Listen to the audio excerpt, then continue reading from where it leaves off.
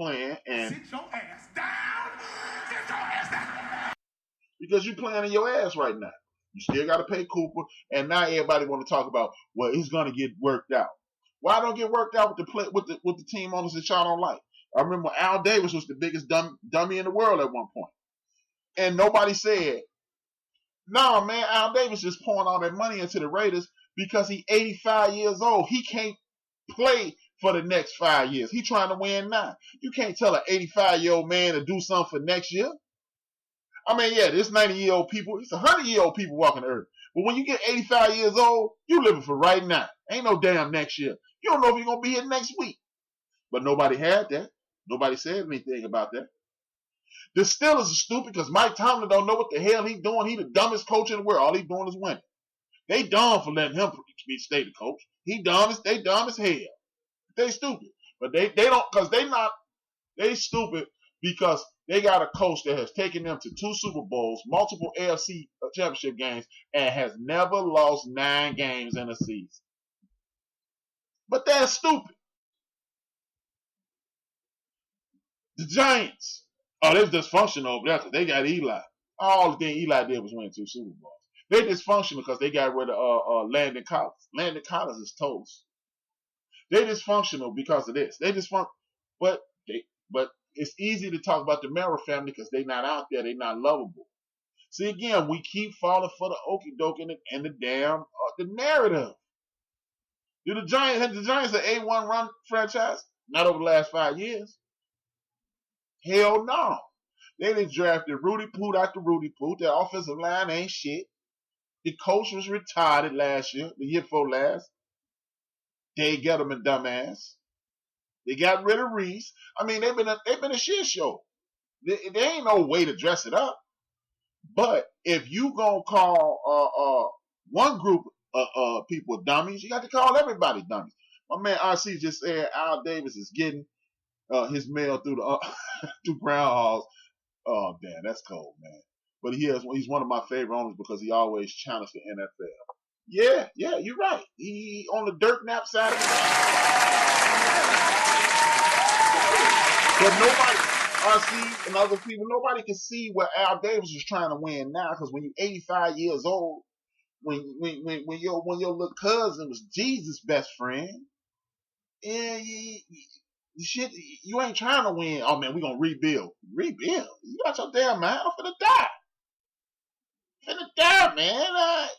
My nose is falling off my face. Y'all seen Al Davis at the end? He talking about next year we gonna be killing. Nah, man, we got to kill it this year. I don't know if I'm gonna make it next year. And that's what time it is, man. So, but Jerry Jones is a media dollar. So Jerry Jones is the only dude who threatened black people to not kneel, and ain't nobody said nothing about him. Ain't none of the damn announcers on TV said nothing about him or nothing. But he cool. Jerry Jones is cool. With that being said, man, before I finish my football segment, I'm finna go ahead and finish my Understand Me on Supreme Court side of the game. Y'all already know it's stuff. 1, 2, 3, 4, 5, 6, 7, 8, 9. And those who are not from Chicago, when you're from Chicago, you can substitute Understand Me with just about anything. I'm finna go to the Understand Me and give me some Understand Me. You understand me? That's Chicago. And if you're from Chicago, you really knew what I was just talking about. But if you're not, STBY, sucks to be you. And that's a real thing. Don't think I'm just making this shit up. Okay, number 9 on my list is Deron Cherry. Big ups from Kansas City, big time Kansas City Chiefs safety.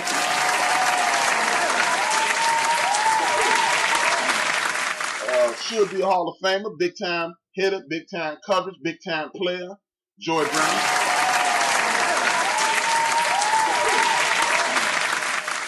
Donnie Shell, another brother, needs to be in the Hall of Fame, but these Carl Thomas ass voters, a bunch of sissies. Still Curtin safety. Brian Dawkins, I think he just made it a couple years ago. Hopefully he get that foolishness out of his hair, but he's still a cold brother. Philadelphia Eagles, Denver Broncos. The assassin out of Ohio State in the great state of New Jersey. The assassin, Jack. Should be in the Hall of Fame, but Jack has never been everybody's favorite guy, so he don't get no love either. Damn emotional ass writers. Next up, big powerful safety, Steve Atwater. He don't play no games. Getting his way, he'll knock you down. Denver Broncos. Out of the great university, out of the great state of Hawaii is number 3. Out of the great school of USC, number 3. Defensive Player of the Year, Super Bowl champion, soon to be Hall of Fame as soon as he's eligible. Second best safety of his generation, Troy Polamalu is number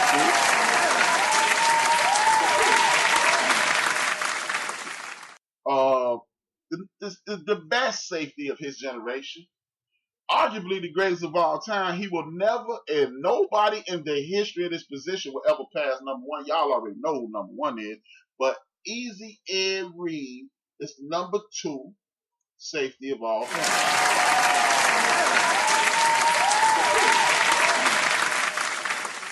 For those who don't know, the number 1 safety, y'all know who he is. He one of the reasons I continue to play defense. For whatever reason, I was always a fan of defensive players. Donnie Shell, Mel Blount, Mike and Lester Hayes, Everson Walls, Jerron Cherry, Frank Minifield, Frank Minifield. I can't think of the dude who's played across from Frank Minifield. So you the dude who's played across from Frank Minifield. This dude, Hanford Dixon, Frank Minifield. I've always been a defensive guy. I was backward. Most kids was trying to be Lynn Swan and Terry Bradshaw, and I wanted to be defense. Hey, L.C. Greenwood was my guy as a kid, man. Progressed and got older and liked other people. This dude played my position out of college, defensive back, cornerback. He got a little slower. They moved. He was an All-Pro, Pro Bowl player, cornerback. They moved him to strong safety, knocking people block off. Moved him free safety. He continued to knock people block off. He's arguably the greatest safety. He's not arguably. Ain't no argument. He is the greatest safety to ever walk across a football field. He goes by the name of Ronnie Lott. He's the number 1.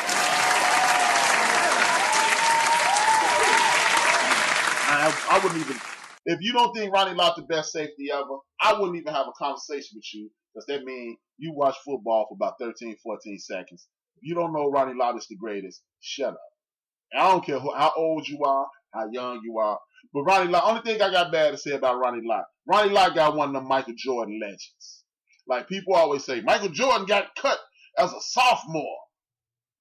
Michael Jordan got cut as a sophomore when he was, I got my man D Great in the building. Much love to D Great. What's up, cuz? Y'all got my cousin D Great. I got my cousin DeMarcus on the phone. What's up? Hey, man. I'm listening. Something's wrong with his list. You don't got Kenny Easley on your list. You know what? The reason I ain't got Kenny Easley on my list, don't get me wrong. See how superstar Kenny Easley.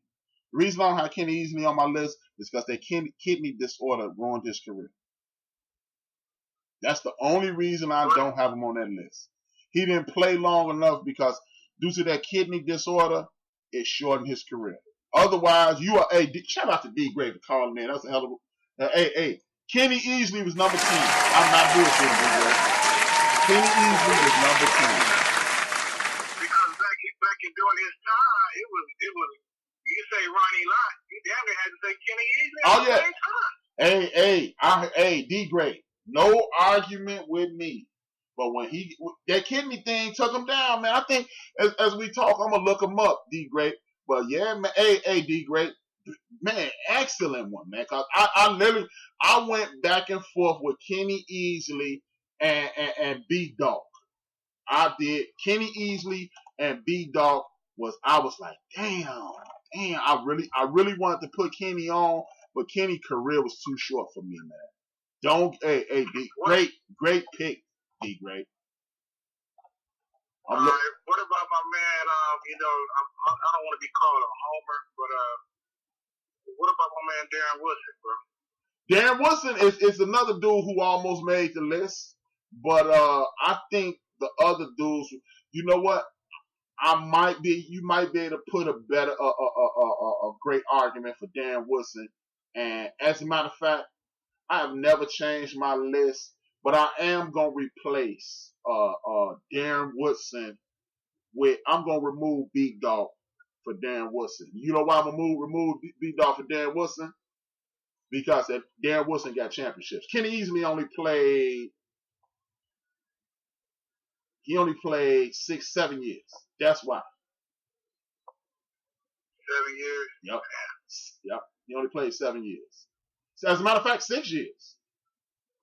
That's the only reason. Hey, Kenny, I'm a Raider fan and like Kenny Easley. So you know they was always going at it with the Raiders. They always just going at it with the Raiders. And you know what? I will remove B Dog for Super Bowl championship purposes. And Darren Woodson is one of the most overrated. Darren Woodson is this generation's Donnie Shell. He is this generation's Donnie Shell. He won't make it because Prime made it, and because Mike made it, and Troy and Emmett made it. And then you got the offensive lineman, what's his name? Big homie who used to eat the 4 fried chickens. Oh, yeah.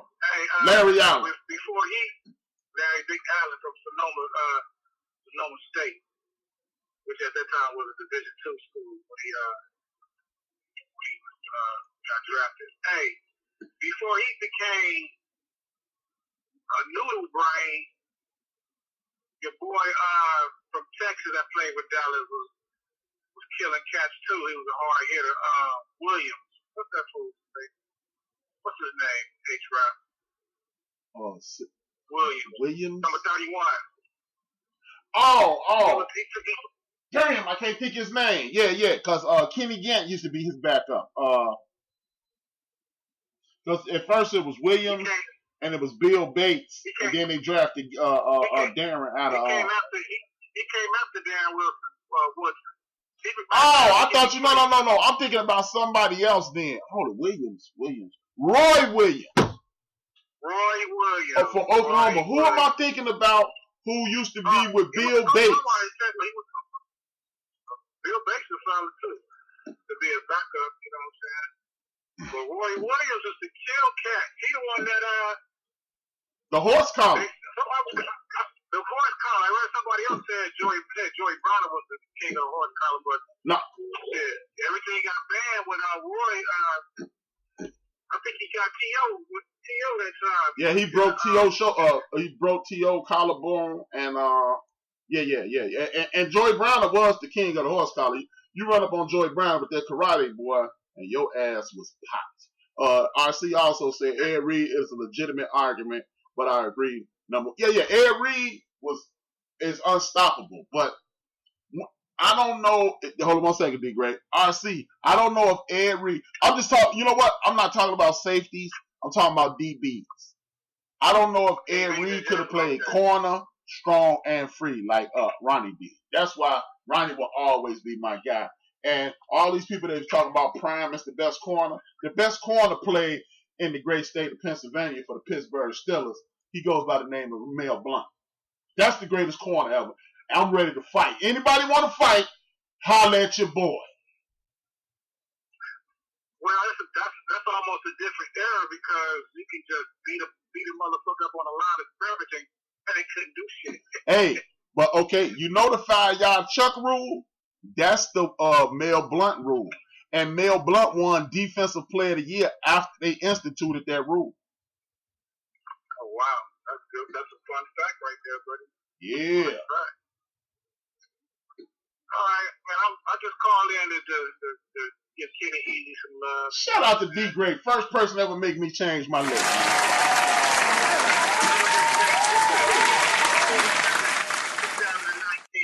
I made history, baby.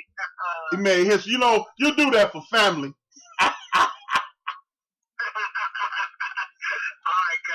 All right, cuz. I'll let you later at the cookout. At the backyard boogie, you know what I mean? Peace out.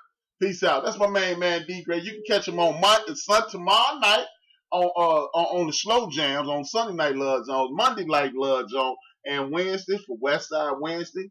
And if you hit the follow button, he'll do pop-up shows for the Gudio. Big ups to D Great.